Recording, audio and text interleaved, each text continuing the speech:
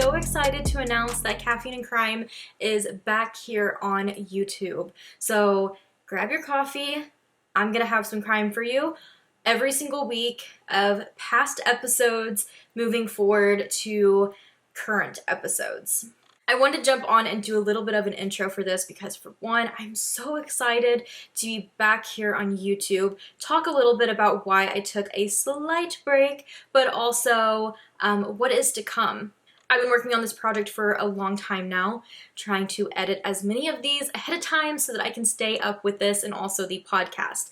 As you guys have known, if you follow my podcast, I've been slacking a lot, and it's because of this project. It's a big project for me to be working on, and if you're just now stumbling across this video, hi, I'm Allie. I was going to say the voice of Caffeine and Crime, but I'm literally everything of Caffeine and Crime. I do all of this, all the editing, the podcast, the planning, the notes, literally everything for Caffeine and Crime.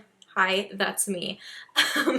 I started Caffeine and Crime a year and a half ago, and we'll be coming up on a 2-year mark around New Year's, so I'm like, it's time to bring it back here. And you guys may notice that there is videos here on this channel. They are here to say that is my first full season of Caffeine and Crime. It came out the very beginning of 2020, and I'm proud of where it's come. I know some topics of true crime can be a little touchy to talk on, and with that being said, I just kind of want to throw it out there that comments will stay turned off for all of my videos.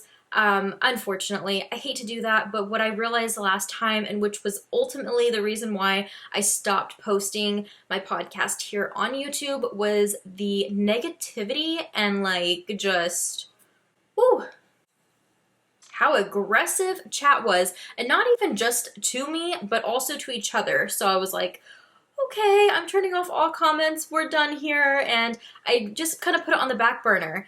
But I'm back, comments are turned off, but I am somebody who you can reach and talk to through Instagram. You can find me on Caffeine Crime Podcast on Instagram. I do answer DMs. I just check them kind of whenever I can throughout the week, so I'm not always on top of it, but I love episode requests. I love to discuss topics or the cases that I'm currently doing or that you guys are watching.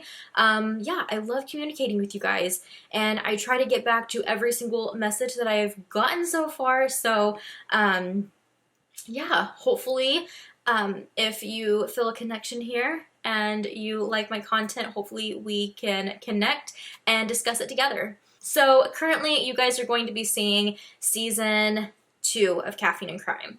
This was ultimately probably my favorite season to do, minus spooky season. I think spooky season's always gonna be my favorite. It's Halloween time, you know? But besides that, this was my favorite season to do, but it was the most exhausting season for me to do. So buckle up, these episodes are very long. These are episodes that are already available on my podcast. So if you want to listen to them, you can do so there. It is season 2 serial killer season, and whew, it's a wild one. A lot of serial killers. There's going to be 10 episodes, and then maybe the wrap up, I may end up posting that here, or I may just keep that on the podcast and not worry about it over here. But for right now, we're going to be playing a little bit of catch up on the seasons that are not currently here, but you'll have more visuals and movie-like aesthetics, hopefully it vibes, hopefully the aesthetic is there for you guys, and enjoyable to watch. I know not everybody likes to listen to a podcast, so that's why I really want to have this option for you to be able to come here and visually see a little bit of a video while listening along. But feel free to also listen to the podcast. Current episodes will still be going up, and there may be a little bit of a pause in between the season I'm currently doing and then spooky season, because I'm going to be focusing a lot of time on this YouTube channel for you guys, but you guys can stay up to date over on my Instagram. I will be posting there any updates and stuff like that I might have as well. We're going to go ahead and jump into today's episode for you because I've been rambling for far too long. If there's anything else that you guys have question-wise, please feel free to message me on Instagram like I mentioned, and any other details, hopefully you can find them down below in the description box. I hope you enjoy Season 2, Episode 1, Ted Bundy, Part 1.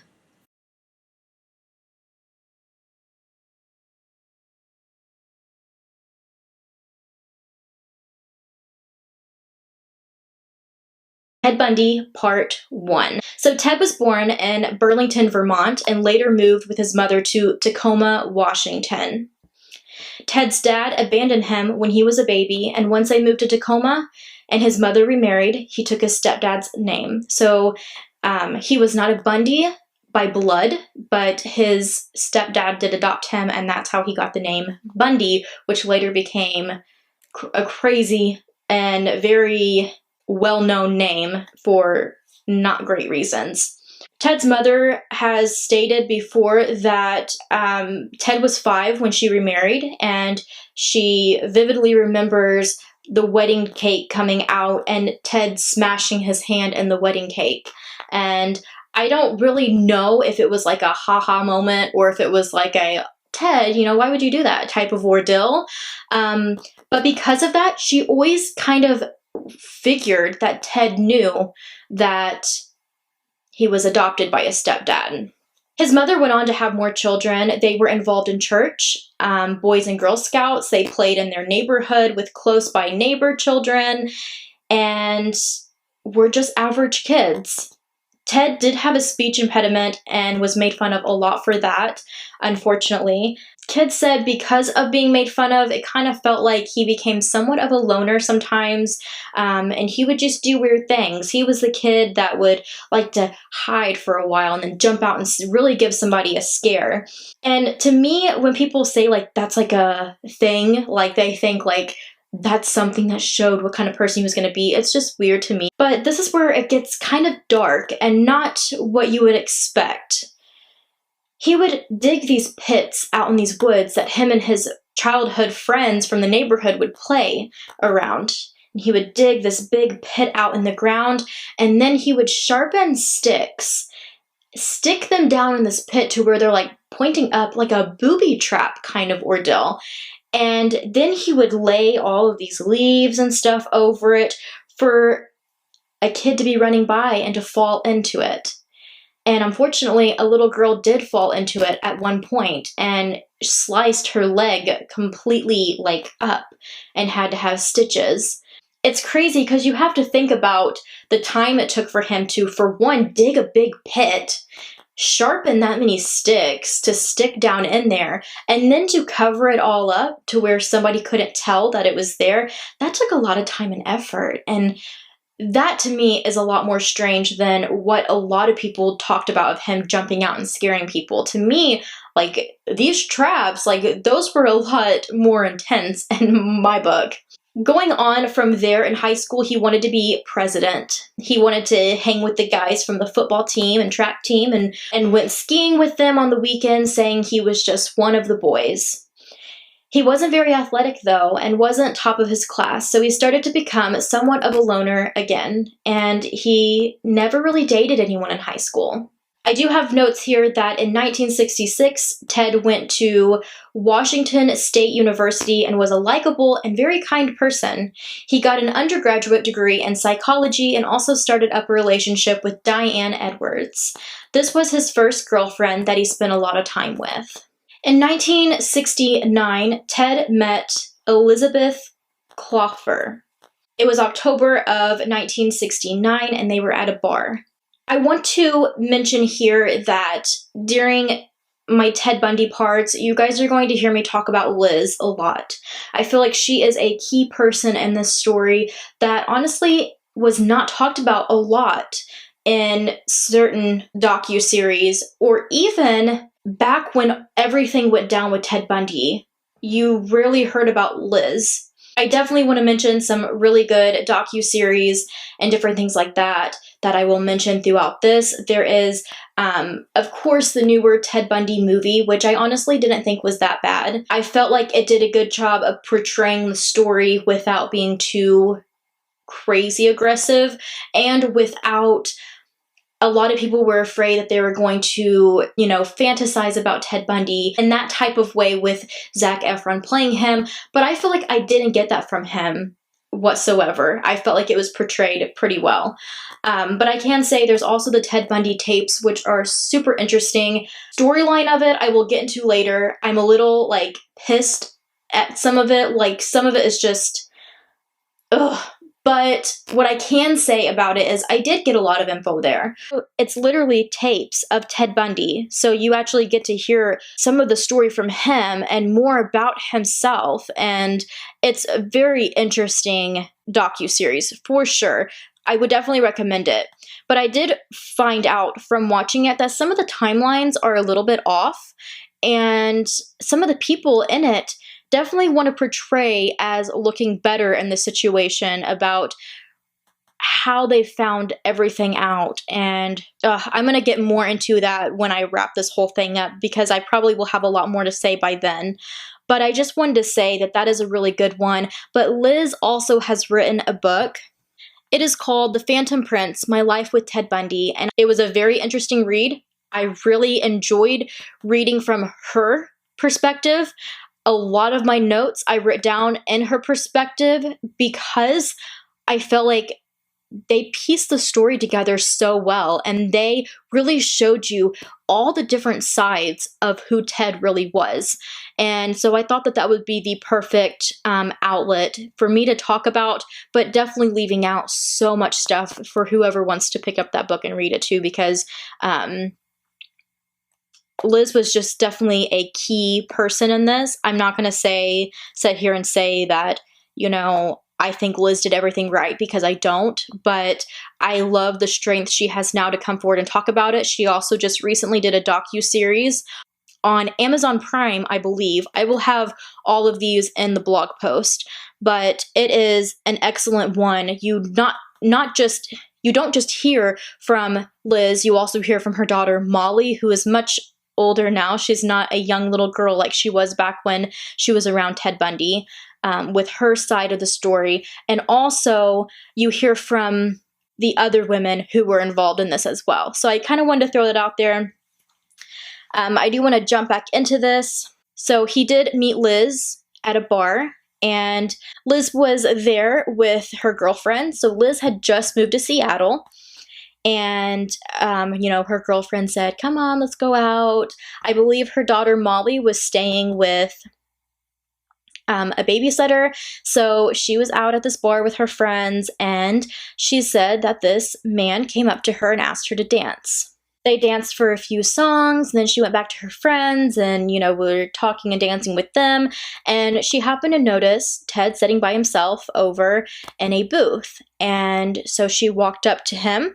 They started talking. She sat down. They started asking questions about where they were from, about local places that she should go because she told him she was new to the area, and also about current riots that were going on, about war and the violence. And you got to think, this was 69, so we're getting into the 70s here. When Liz's friends were heading out, she invited Ted to come and get coffee with them, and he agreed.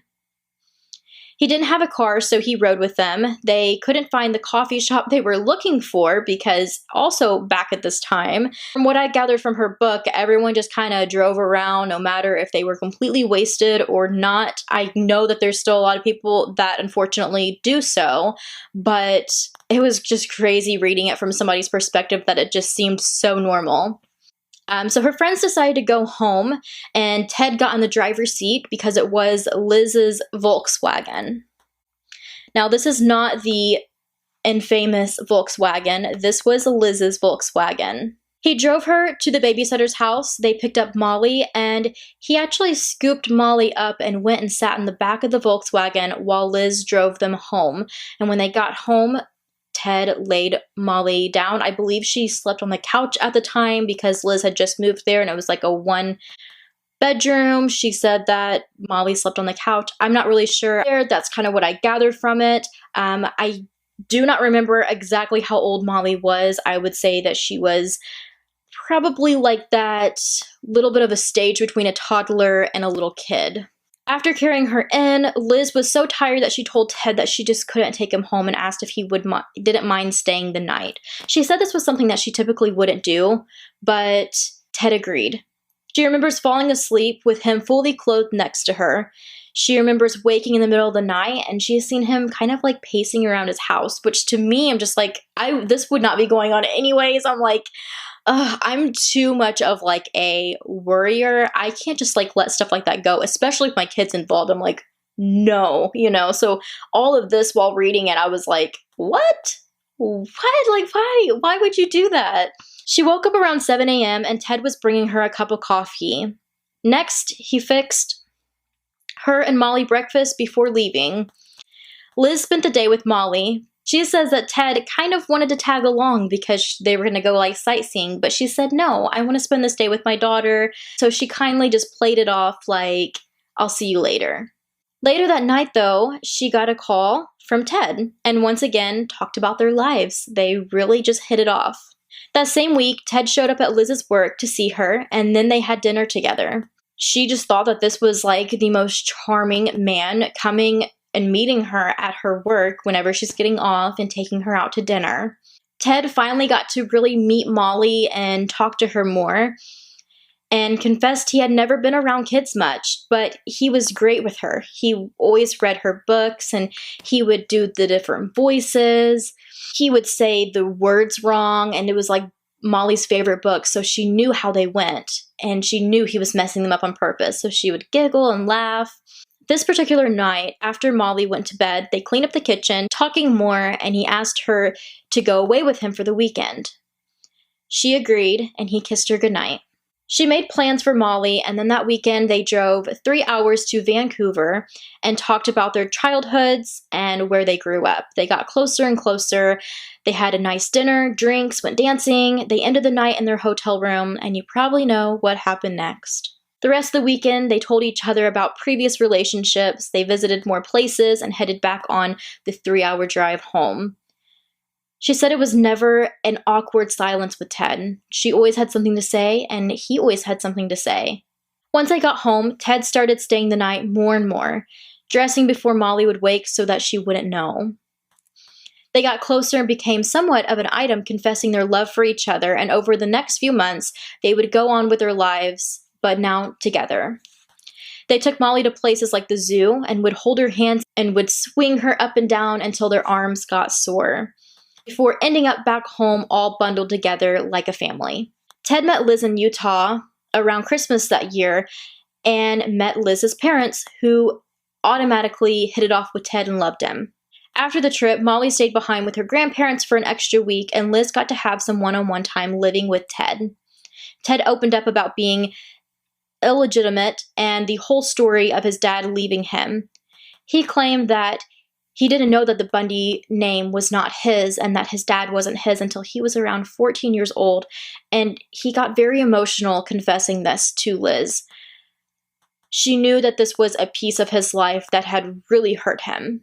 In early 1970, Ted helped Liz find a new place, which was a duplex with more room. He didn't like the neighborhood her last place was in, and he knew that she needed more room for her and Molly. Ted started staying even more and more, though, and his belongings were starting to show up there. He did keep his dorm room, or room that he rented out at the Washington State University district. They would share Liz's Volkswagen as Ted would drop Molly off at daycare, Liz off at work, and then go to work and pick them up in the afternoon. They discussed making it official and agreed it was the time to get married. I mean, they were like really moving fast with this. Liz went with a friend to get a marriage license one day in February of 1970. Liz wrote her parents about getting married soon, and they went to see Ted's parents to tell them the news. They seemed pretty happy, but his mom was a little off, and later on, Ted told Liz that his mom thought it would be a good idea if they waited and Ted finished college first. Although this would be like an understandable ordeal, Liz didn't think it mattered. She said they were married, she would technically be helping put Ted through college. At this point, Ted was talking law school, so she knew that that would be a journey that she would have to help him through. One day while walking in the mall, Liz wanted to look at rings, but Ted seemed completely uninterested, and it really made Liz upset. A few days later, Ted picked Liz up from work and was telling him that they should get married soon when her parents were in town. She also said he needed to move most of his things back to his room so they wouldn't know their living situation, and this infuriated Ted. He got upset and said, "You're a grown woman, Liz. You have a daughter of your own and a life of your own. For God's sake, grow up." He took the marriage license out of his briefcase and ripped it up, saying, "If you're that hung up on what your parents think, then you are not ready to get married. Let's forget the whole thing." Ted wasn't home that night, and when Molly asked Liz, she said that he was busy. After crying for a while in bed, she heard his key in the door. He got into bed with her and put his arms around her, saying, "I don't want to sleep alone tonight. I really do love you," as he kissed her forehead. Ted planned to go to law school in the winter quarter of 1960 to 1970. Temple University didn't get his transcripts in time, unfortunately. He said he would go the next quarter. When the spring quarter arrived, he brushed it off like there were issues out of his control. Liz called the law school phone line one day and was informed that all law students are to start the beginning of fall quarter, and there was no exceptions. She was upset that Ted would lie to her about it instead of just telling her straight, like, "Look, I'm going to have to wait till next year." Ted still took some classes in the summer for undergraduate school and got a part-time job at a medical supply store. During this year is when Les found out about Ted's theft problem. Starting out with what she said was that tons of students did, he was stealing textbooks, but then it led to a nice pair of ski boots that he had stolen. He said it was nothing and better he have them than anyone else getting them first. Apparently, they were just like on a display at the school, and he thought, "It was so easy for me to steal them, anybody could have stole those." Liz was so mad that he could do such a thing, but also to jeopardize law school if he was caught. Their one-year anniversary passed and Christmas came. Liz and Molly went back to Utah like they always did, but Ted stayed behind. They celebrated Christmas with him once they got back. From there, their life just kept moving forward. 1970 ended, and a new year came with 1971. And in March of 1971, Liz was just kind of getting tired of not moving along with her life.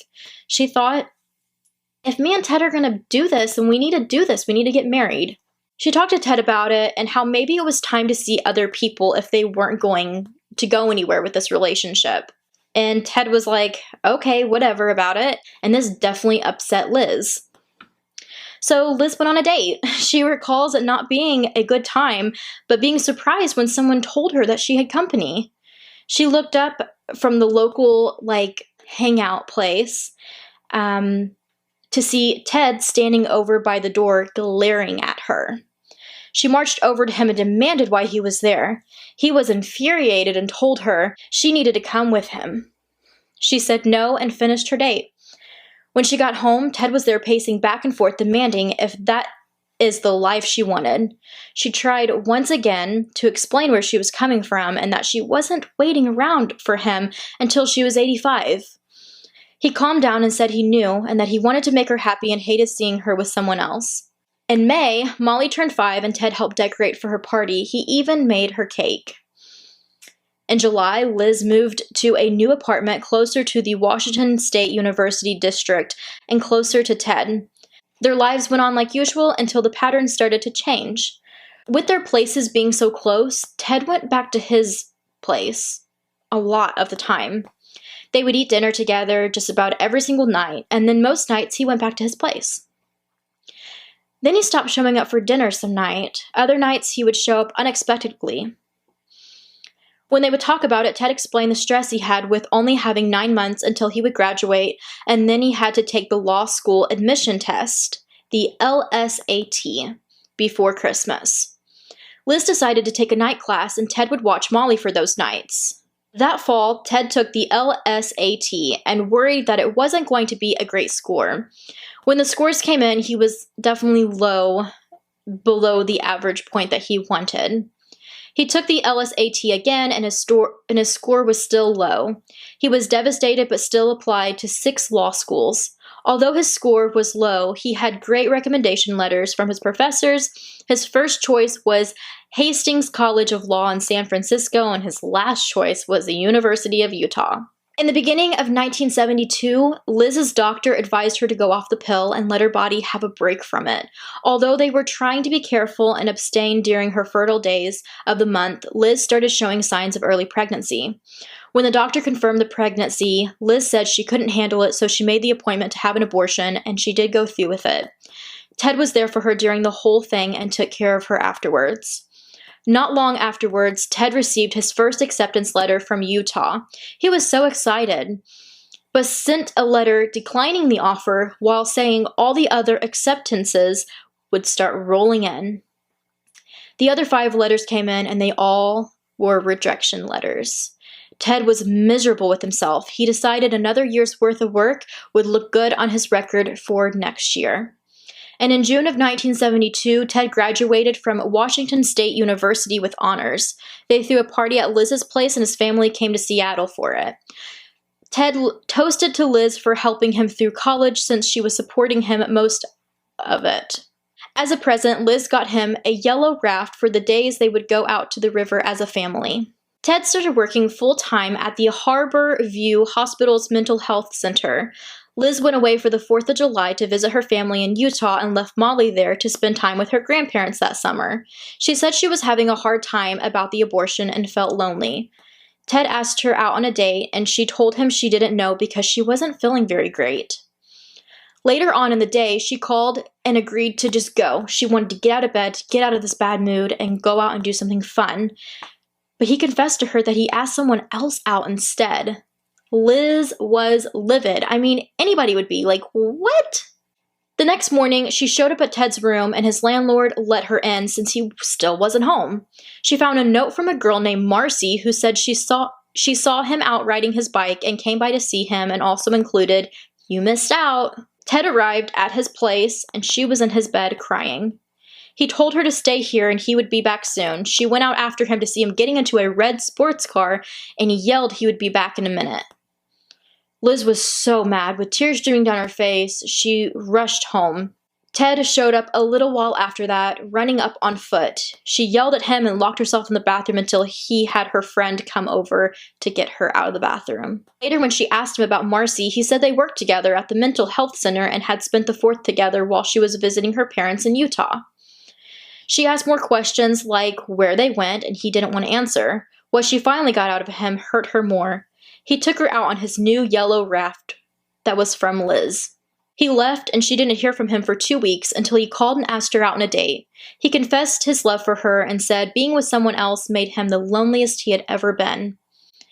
Ted's job at Harbor View ended. Around this time, he decided to go into politics. He volunteered to work with the Dan Evans local re-election campaign to get a feel of it. He fit right into this crowd. He was finally being accepted. He started to love being the center of attention. He volunteered, and although he wasn't getting paid, the experience would help with future colleges. Ted wanted him and Liz to attend a governor's inauguration ball in January, so they went to the mall to find Liz a nice dress. On their way out, Ted took off after a man in an alleyway that had just mugged a woman and taken her purse. Not only did he get her purse back, but he held the guy until the cops showed up. In 1972, it seems like a lot of people in this area had Volkswagen. Liz had a Volkswagen, Ted's friend had a Volkswagen, and he really wanted one. So around this time is when he got his famous tan Volkswagen Bug and decided it was really time to pursue law school. Ted was already living 2 lives, having friends and a girlfriend in politics while living the other life with his girlfriend Liz. So during this time, he was seeing someone else in the politics part of his life. Liz was very unaware of this. This person was Diane Edwards that he had first started going out with before he even met Liz. Things kind of took a rocky turn with Ted and Diane. In the beginning of 1973, the relationship between them ended. Ted says he felt rejected because he couldn't afford her lifestyle. She wanted all these lavish things, and he just said, "I couldn't be that man for her." In the spring of 1973, Ted was appointed assistant chairman of the Washington State Republican Central Committee. Even with a good job, it troubled Liz that Ted was still stealing things. Once in a hardware store, Ted put a bunch of tools in a toolbox and Liz asked him if he was planning on stealing it. He said no, but she later saw the same toolbox in his car. Liz had enough of Ted's wishy-washy life and told him she was going to hang out with her friends and start seeing this guy named Greg. Ted was mad and told her she was going to ruin everything, but that didn't stop him from showing up when she was on a date with Greg. He got possessive and started following her to work in the mornings. One morning, he told her she was ruining everything and that he loved her very much, but she was destroying his love. If this is not a toxic relationship, I don't know what is. Liz went away with Greg for a trip, and Ted showed up at her place telling her not to go. She went anyway and had a nice time without him. When she got back, there was a letter from Ted, and I'm going to be reading this letter from the book, The Phantom Prince, My Life with Ted Bundy. This letter says, "It's Friday evening. You're gone and I've never been so alone in my life. The memory of your face haunts me. The memory of our times together is so fine that the fact that I've lost you seems unreal. I'm perfectly stunned. Cigarette upon cigarette does nothing. You've left and I can think of nothing but that I love you. I love you now. I loved you in the past and I'll love you as long as I draw breath. With tears in my eyes, I punish myself, shaking my head. I can't believe I have driven you to find someone else. Your smile, your hand in mine, your loving daughter, the three of us together. These memories are the fondest memories I can ever hold. My insensitivity has destroyed everything. I am looking inward as you told me to. I love you. I want you forever. Love, Ted." In the fall, Ted started night law school at the university in Tacoma. Ted and Liz spent a lot more time together with Ted back in school. Most nights, they played chess with Molly, and funny enough, they both bought each other a really nice chess set for Christmas that year. On the weekends, they went skiing a lot. And like every year, again, Liz and Molly went to Utah, and this year, it was without Ted again. Once they were back home, Ted was wearing an expensive red parka, a nice head brand ski sweater, and in his room, he had a nice antique clock. All of them, he said, was a Christmas gift from his mom, which Liz had known she was on a tight budget, so the thought of Ted still stealing was fresh in Liz's mind. Ted had a brief job with the Seattle Crime Prevention Advisory, where they took on kidnap and rape cases and tried to determine ways of these cases happening and how to prevent them in the first place. He had an inside look as to how far the police would go and what steps they took in these type of cases. Now we are in 1974. The 70s are definitely known to be a time in larger cities where you started to fear being kidnapped, raped, and even killed. Some of the most famous serial killers are from the 70s era. Being the 70s era was when a lot of these killings and rapes and all this stuff was happening. There's definitely much more, but some of the most famous ones did happen in this time. On January 4th, 1974, Karen Sparks was asleep in her basement room when she was awoken by a man viciously beating her around the head with a metal bar he removed from her bed frame. As you guys can tell, this is where it's going to start getting pretty dark. Her housemates found her the next day with said metal bar savagely rammed into her vagina. Incredibly, she survived with a life of changing injuries, including brain damage and irreparable damage to her internal organs. So she definitely had lifelong injuries. She wasn't discovered until the next day, and amazingly, she was still alive. She was a Washington State University student, and following the attack, she was in a coma for 10 days. February 1st, 1974, police were looking for 21-year-old Washington State University student Linda Ann Healy. She disappeared from her Seattle apartment that she had shared with 5 other friends who were also Washington State University students.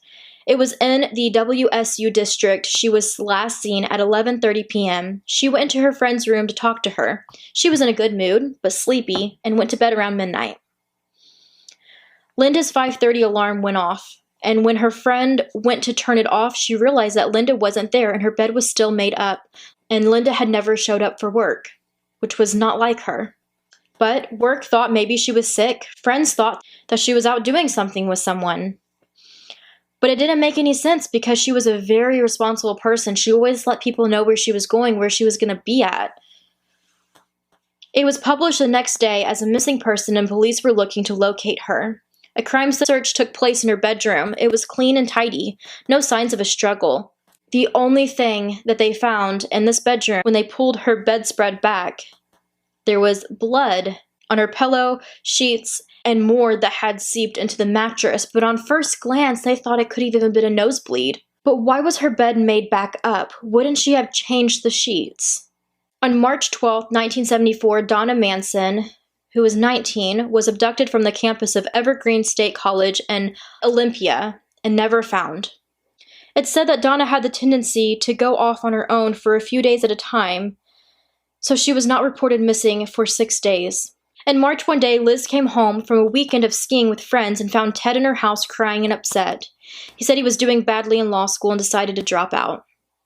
He was upset and confused, so Liz suggested a change of scenery for him and told him maybe he should reach out to Utah Law School and see if they would accept him back in. He applied there and was accepted for the following fall. Liz said he never really invited her along, so she finally asked him one day if she would be moving with him. He said, "It's up to you," and left it at that. She was left feeling upset and undecided. On April 17, 1974, Susan Elaine Rancourt, who was 18, was abducted from Central Washington State College in Ellensburg, about 2 hours from Seattle. She worked extremely hard to put herself through college, and averaging a 4.0, she went to a meeting at 8 p.m. April 17th to learn of an opportunity for a job. That was the last time she was seen alive. May 6, 1974, Roberta Kathy Parks, who was 20, was abducted around 11 p.m. from the Oregon State University area. She was an Oregon State University student majoring in world religions. She agreed to meet friends for coffee the evening of May 6, 1974, but never arrived. May 31st, 1974, Ted, Liz, and her parents were out eating pizza one evening. They got back to Liz's place around 10 p.m., and Ted insisted he had to leave. Liz was confused, but reminded him of Molly's baptism the next day since her parents were in town, and he said he wouldn't miss it. That same night, Brenda Ball went missing. On June 1st, 1974, Brenda Ball, who was 22, was abducted from Burren, south of Seattle. She was last seen at the Flame Tavern at 1 a.m. It was said that she was last seen leaving, talking to a man with his arm in a sling in a tavern parking lot. Known for being a free spirit, her friends thought nothing unusual of her having not contacted them for several weeks. The next day, Ted never showed up for the baptism and didn't meet back up with Liz until around 3 p.m. Liz was pretty upset with him. In June 1974, Ted worked for the State Department of Emergency Services in Olympia. Because of the new job, Liz saw less of Ted, and they still talked on the phone every day. Later in June of 1974, close to where Linda had lived in the University District, another woman went missing. George Ann Hawkins, who was 18, was last seen Monday after midnight. She had been visiting the Beta House and was returning to her own a half block away down an alley. I have this news article here that says, naturally, after the disappearance of so many female college students during the first few months of April in the Seattle area, students were cautious. George Ann left her boyfriend's apartment around 1 a.m. to return to her dorm just 6 houses down the road, around the corner. Friends and neighbors say they saw her make it to the 40-foot-long, brightly lit alleyway entrance that led to her front door, but she never made it. Because of the closeness in both cases, women were told to stay out of alleys and walk together in groups everywhere they went. There was no evidence left behind from George Ann. Both cases were just missing person cases, but 4 more women went missing. The weekend after 4th of July, Molly was spending time with her grandparents in Utah, so Ted and Liz had some alone time. They packed the yellow raft and went to the river to float in the raft. It was a pretty day, and after rafting for a while, they settled on some land for lunch. After they got back out on the river, the water was icy, but the day was beautiful. After floating for another hour or so, Ted surprised Liz by lunging at her. He put his hands on her shoulders, pushing her under into the icy water. It took her breath away and she freaked out. He let her up and she tried to catch her breath. She grabbed the rope on the raft and saw his face. It was blank and his eyes were dark. He didn't say a thing. She said, "Why do you have to ruin everything? It's not funny." They headed back to her house. She grabbed some of her things and slammed the front door. The next day, Ted came to her house to unload the rest of the stuff from the day before. She asked what he did that day, and he said, "Nothing. I went to Lake Sammamish and bumped into friends." He explained he came to unload the car and apologize for the day before. The next weekend, Ted showed up at Liz's house Sunday morning and asked what her plans were. She said, "I'm going to church and then I'm going to the beach." He asked which beach, and she thought maybe he was going to try to meet up with her later, so she told him Carkeek Park. He walked her to her car and kissed her. But he never showed up at the beach, and Liz went home to later get a call from him and asked if she wanted to get dinner that night, and was at her house 10 minutes later. They finished dinner, and Ted was somewhat off and not in a great mood. He was getting a cold and wanted to go home. When she asked what he had done that day, he said he had washed his car and helped the landlord with some yard work. But in July of 1974, at Lake Sammamish Park, 2 women went missing. Eyewitnesses say that they had seen both girls with a man that had an arm cast. He asked the girls if they could help him load his sailboat onto his car. This man was spotted by several, asking quite a few women. Denise Nasland, 19 years old, was laying out with a few other girls tanning when she got up to go to the nearby restroom. The man approached her and she went willingly to help him. She was never seen again. She was studying to be a computer programmer. She had taken some time off of studying to relax in the park for the afternoon with some friends. Around 4:30 p.m. she left them to visit the bathrooms nearby, but she never returned. That same day, a couple of women had seen Janice Ott, who was 23 years old. She was approached by this said man with an arm cast and seen her leaving with him to help on her bike. Witnesses said she introduced herself and she said, "Hi, I'm Jan," and he said, "Hi, I'm Ted." She was never seen again. She was a probation caseworker for King County Youth Service in Seattle. She was last seen helping a man with a cast while riding her bike through the park. Witnesses said he was seen to be driving a light brown or tan Volkswagen Bug, but then it later changed to being metallic. That night, Denise's boyfriend drove her car home and told her mom that he couldn't find her. Eyewitnesses helped a sketch artist come up with sketch of the so-called Ted. Ted stayed home the next day, and Liz took some soup over and orange juice to help with the cold. There was a Ted hotline that was ringing off the hook. There were thousands of leads. They worked countless hours looking into these tips, into Ted's, and 42,000 Volkswagen Bugs that were in the Washington area alone. Like I said, these Volkswagens were very popular at the time. They got it down to 100 suspects, but since technology was low, this process was a very long one. Liz mentioned the women disappearances to Ted, and he joked, "I guess it's a good thing the guy didn't ask for help with the rubber yellow raft," because that's something you make a joke about. Janice Ott's bike was missing, and her family put out an award for it. Liz went out with a man from work, and this was around the time their relationship is so wishy-washy, you guys will see throughout all of this, that I think Ted was just kind of doing his own thing, and she was kind of just getting fed up again, so she went out with this guy from work. He took a newspaper clipping from his pocket and he said, "Don't you think this looks like someone you know?" And as he held the paper showing the so-called Ted, Liz held on to that paper. After the date, she went home and she pulled out photos she had of Ted and compared them. The eyes were different, the hair was different, and Liz was going crazy. She went to her friend to ask her opinion. Her friend calmed her and told her, "No way, we both know your Ted isn't capable of this." Liz still had the feeling she couldn't shake it, so her friend told her to make an anonymous call to the police about him and let them deal with it. She said that she couldn't, so her friend called it in, asking detailed questions about this Ted to see if it would clear Liz's Ted. They didn't give much besides saying the car was metallic, and Ted's Volkswagen wasn't. Liz went to Utah with her daughter Molly to see her parents for a week. While there, she helped get Ted a place for when he would be moving there for school. When they got back home, Ted picked them up from the airport, and after dropping them off at home, they all went straight to the lake. While at the lake, Ted and Molly went out on the lake. Liz was sunbathing over on shore, and Ted was out on the raft. Molly would jump off the raft and just kind of swim. Well, like you normally do, she got kind of tired. It wasn't like she could stand in the water. It was water above her head. She was just swimming freely out there because the raft was super close. She gets tired and she goes to grab for the raft. Well, Ted swims away real fast on the raft to where she can't grab it. She kind of goes under and she comes back up, and she's, you're panicking at that point.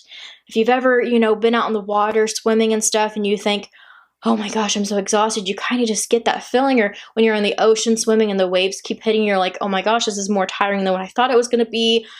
And sometimes panic does just cross your mind super fast. So this was going through Molly's head at the time. And every time she got close to that raft to grab on, he would push away again. He did it over and over again with that same dark, blank stare on his face. Finally, he let her grab onto the raft. She said when she grabbed the rope, she looked right up at him, and he had this really cold, dark look still on his face. When they made it back to the shore, she was crying, and they went home with Liz yelling at Ted, and Ted trying to say it was just a joke. They were so mad that when they got home, they realized they left the paddle to the raft there. And then Ted was mad. So her and Ted hashed it out all the way back to see if they could get their paddle to their raft back. And it was there where they left it. And they were able to get it. But it was a very emotional day.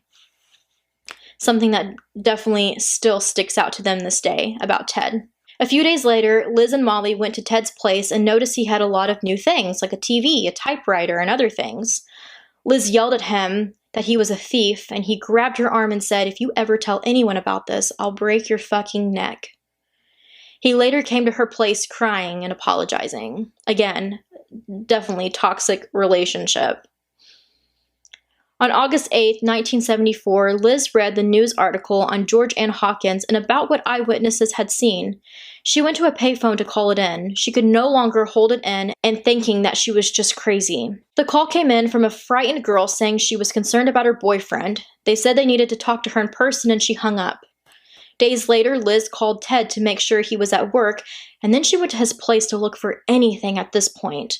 Nothing seemed out of place besides an eyeglass case filled with keys and an envelope of canceled checks that she took with her in a hurry, thinking Ted could come home at any moment and catch her.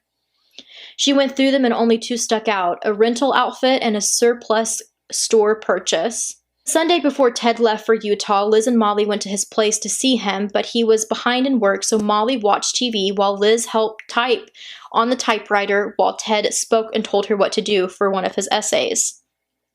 She said she was always helping him out last minute because he was waiting around to do his work, and that was a side a lot of people didn't see of Ted. Everybody thought he was so well put together, but really, she was there helping pick up the pieces. The next morning in September of 1974, after breakfast, Ted left for Utah. The same month of September of 1974, a hunter stumbled across bodies close to Taylor Mountain. They were the bodies remains of George Ann Hawkins, Janice Ott, and Denise Naslund. When Liz talked to Ted next, he questioned her about it, and what all the police knew. It scared the hell out of her.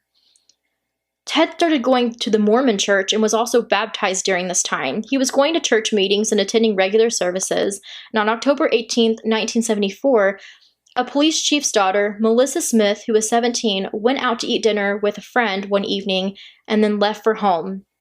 But she never got home, and 9 days later, she was found dead. Melissa was the daughter of the Midvale's police chief. She disappeared on her way home after visiting a friend nearby. She was discovered 9 days later in a nearby Summit Park, a mountainous area. Her corpse was nude. The teenager had been strangled, raped, and sodomized. She had suffered a savage beating with multiple skull fractures from a blunt object. I also want to note here that a woman had become missing, Nancy Wilcox, who was 16 years old. It's said that she went missing on October 2nd of 1974. She was last seen as a passenger in a car of a Volkswagen Bug, but she was never seen again. Late October, Liz's friend Angie, who she always would talk to about Ted and everything going on, who lived close to her, they were super close. Liz and Angie were super close because they were both from Utah and they both had moved to Seattle. So while Angie was away at home visiting her parents in Utah, she came back to Seattle and she told Liz, "I don't want to scare you, but it's happening in Utah now." She told Liz about Melissa Smith. The next day, Liz called the police again. She said that during the time she had dated him, she had found that some conversations Ted would talk about following people were very disturbing. She said he went by Ted, had a tan Volkswagen, and looked similar to the sketch. She said she had seen women's underwear in his room, as well as a bowl filled with keys that she thought was strange. After reading the reports about Lake Sammamish Park about the Ted wearing the arm cast, she thought it was also very strange that her Ted had some casting kits in his room. She told him about the night that he was with her when Brenda Ball went missing, and how when she talked to Ted about this happening, Ted had replied, "It's really scary, isn't it?" There were so many coincidences that forced her to go forward to the police about it. Detectives said that there were so many girls at the time calling saying that their boyfriend was the so-called Ted. They thought it was just another one of these, which is understandable. But some of it started to add up. He was familiar with Washington State University and also had been to Lake Sammamish the weekend before the girls went missing there. These exact dates, they weren't seeing any alibis with Ted. These detectives like to say that during this time, they were getting a file put together about Ted. They really had these suspicions, but Liz's story is completely different. After going along with her on this conversation, the detective asked his full name, and when he put it together that it was Theodore Ted Bundy, he said, "We already looked into him." He said a university professor called in a tip on him saying he matched the description. Liz still agreed to meet up with this detective. She said that they took her pretty seriously. They went over everything. She had to tell them the whole story. They told her that he checked out. He had no background of crime. She told him, "You don't see the side of him I do." She told him about the stealing. He asked if Ted was violent. She was embarrassed, but she told him of the time that Ted hit her when they first got together and were drunk. She had yelled at him just to hit me already. So he did. She then realized how that sounded, but then he asked about their sex life in detail. It was so hard for her to talk about something like that when she wasn't very open about that conversation with even her close friend Angie. Lastly, he handed her a list of characteristics that matched what this so-called Ted would be like from a psychiatrist. None of it came close to Ted. He told her Ted didn't look like their Ted they were looking for. He took pictures she had of Ted to show witnesses from Lake Sammamish and said he would let her know. With no call, a week later, she called him. He acted confused and like he didn't even remember her. Finally, he said, "Oh yeah, I haven't had the time for that." A few days later, she still heard nothing, so she called. She found out this guy was on vacation. Finally, when the call came, he told her that the witness went through the photos. When she got to Ted, she said, "He's too old," and put it down.